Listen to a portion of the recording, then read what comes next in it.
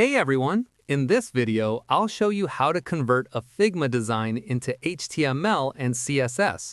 You have three main approaches: using automated plugins, manually extracting code via Figma's dev mode, or leveraging no-code tools that generate websites directly from your designs. The fastest method is using plugins. Tools like Anima for Figma can turn your designs into responsive HTML and CSS and even export functional forms. Builder.io's Visual Copilot uses AI to convert layers into clean code with options for Tailwind CSS or standard CSS. Locify.ai generates production-ready code and lets you define responsive behavior directly in Figma. Teleport HQ lets you export design elements straight into their visual editor for code or publication.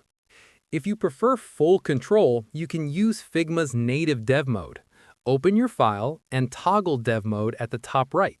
Select a layer or element, and under the Inspect tab, Figma shows all CSS properties like colors, typography, spacing, and shadows. You can copy these into your CSS file and manually build the corresponding HTML structure.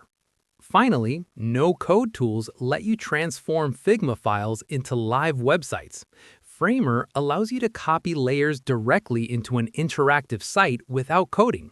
Cider.io exports your frames as HTML pages ready to host or download.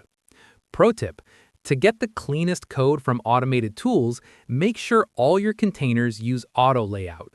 This helps plugins understand your layout structure and generates proper flexbox-based HTML CSS. And that's it. Whether you want quick automated code or full manual control, Figma gives you multiple ways to turn your designs into web-ready HTML and CSS.